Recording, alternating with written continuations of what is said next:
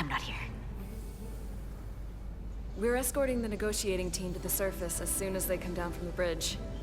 I don't want to interrupt some important work. I was just hoping to see you before I go. The captain and the others will be here any minute now. Should be an interesting ride down to the surface. Come on, I'm never too busy to make time for you. That's not true. No, but I am glad you came by. No, that's more accurate. I gotta be precise with you, huh? Hey, Maris. Aren't these those button pushers you're always hanging out with? And you're the phaser jockeys we always beat in Parisi squares, right? All aboard for Hotari.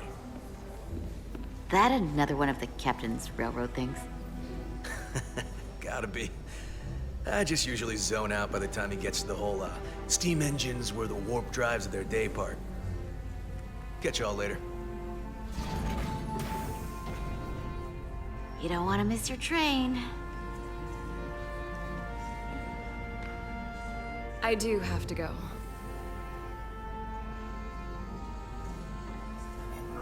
Not gonna lie, I'd rather not leave right now.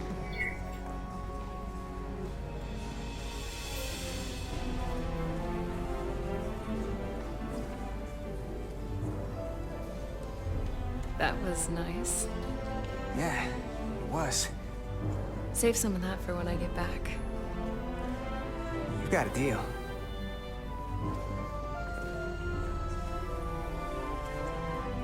I'll be seeing you.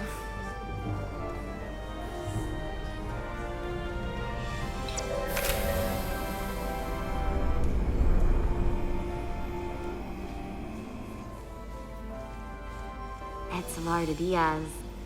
If you could float back down to reality, we still have a ways to go. All right, where were we?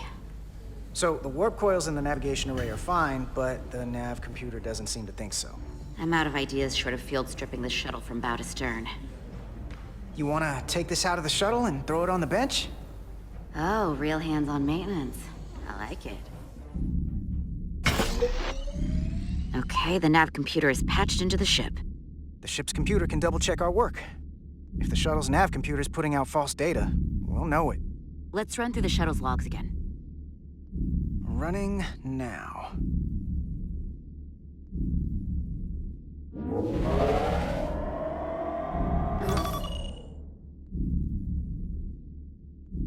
Same. Warp field inversion and a cascade failure. However, the Resolute computer doesn't show the same subspace variance. We're in the same conditions that the shuttle was in when it failed. Why wouldn't the ship's computer get a matching result? What if the subspace variance was a momentary occurrence? That's a possibility, and it would explain why the simulation under our current sensor readings failed to reproduce the issue. But a subspace anomaly strong enough to cause a warp field collapse would leave graviton ripples for days. Let's run with the momentary subspace variance theory for now. Roll forward to the shuttle's attempt to re-engage the warp drive. We need the conditions of space around the shuttle at the moment of warp failure. Resuming simulation.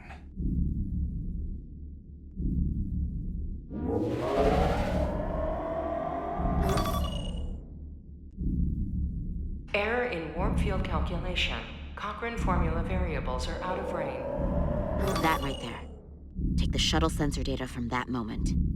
Computer, why did the warp field calculation fail? Warp field pressure return non-orthogonal. Results are undefined. That doesn't help. Wait, what if we use a different ship? Put the Resolute into the simulation instead of the shuttle. Yeah, it should warp just fine. Unless... Computer, run the simulation with the Resolute. Resolute simulated. Computer, give me manual control on the warp power.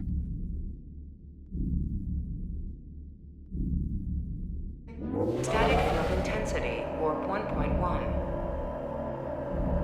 1.2. 1.3. Warp pressure is destabilizing. Error in warp field calculation. The warp drive has experienced a system-wide cascade failure. Warp field collapsed.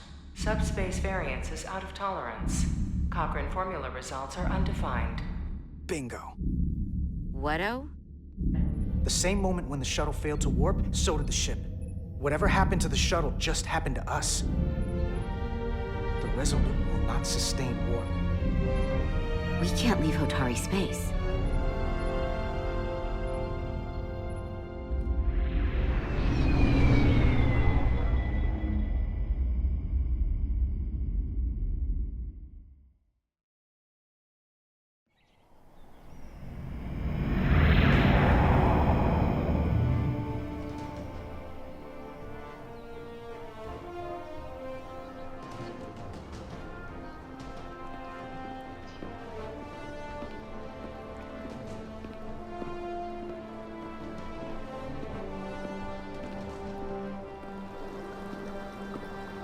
Ambassador Spock, Captain Solano, welcome to Hotari.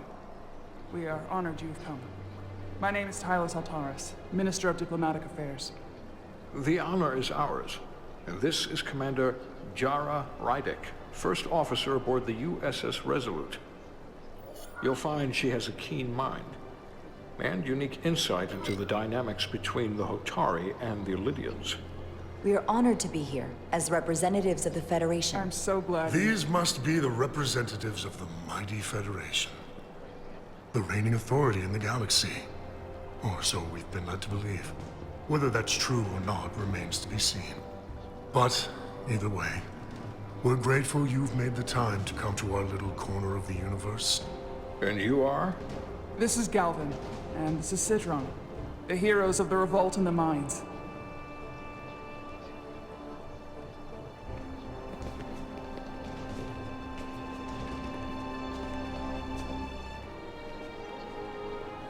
Let's hope this is the last time we ever have to come here. If you'll excuse me.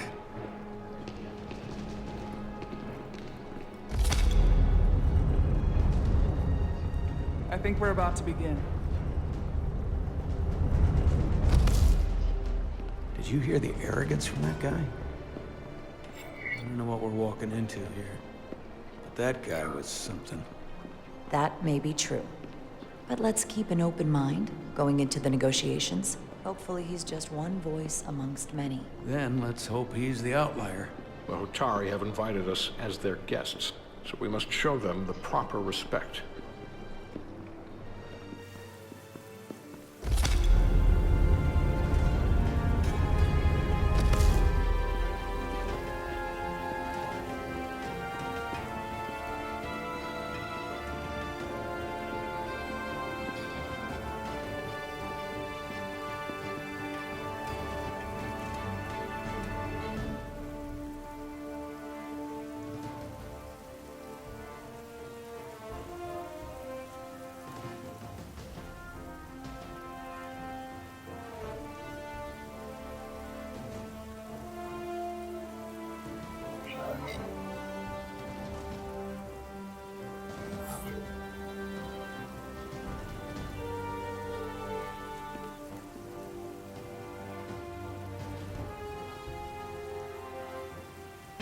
Ambassador Spock, welcome to Hotari Prime. The honor is mine, Your Majesty. That the Federation would send one of their most respected representatives is not only an honor to the Hotari people and their queen, but a recognition of our stature and importance. Let's get on with it, shall we? With all due respect to the Federation and their ambassador, they have no authority here. We are not members of their alliance. We are not subject to their rule, nor yours. We demand the immediate return of all mining operations to Illydian control, as it has been for centuries and will be for centuries more. That has always been our understanding. That understanding has changed. Then you invite war! And if you cannot remain silent, you will be silenced. But his point is well taken. What is the Federation's interest in this matter? Perhaps you would have us trade one oppressor for another? The Federation remains neutral. Our only interest is the peaceful resolution of this conflict. We are here at your request, Your Majesty. For now. I'm trying to keep an open mind here, but it's not easy. I thought they wanted us here. Was there something you wanted to say, Captain? Oh, no. My apologies. And what about the Kobliad? She's not She part can of... speak for herself, can't she? Then let her.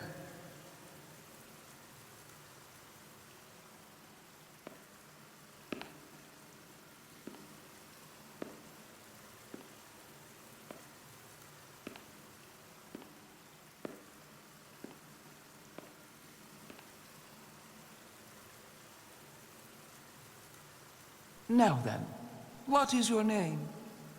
Commander Jara Rydek, Your Majesty. Being a Kobliad, you would know better than anyone. Your people suffered brutal treatment at the hands of the Cardassians. Their injustice towards the Kobliad is as unimaginable as it is unforgivable. Not unlike how we have been treated by the Alidians. As much as they'd have you believe they are the victims here, remember it was the Hotari who attacked us. Hundreds of innocent Alidians were slaughtered without mercy in those mines. The blood is on their hands, not ours. Quiet!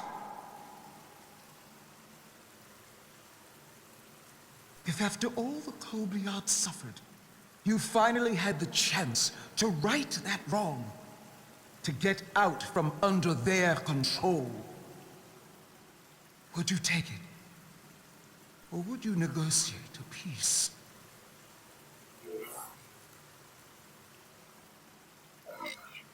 There is no remedy for what the Kobliad suffered.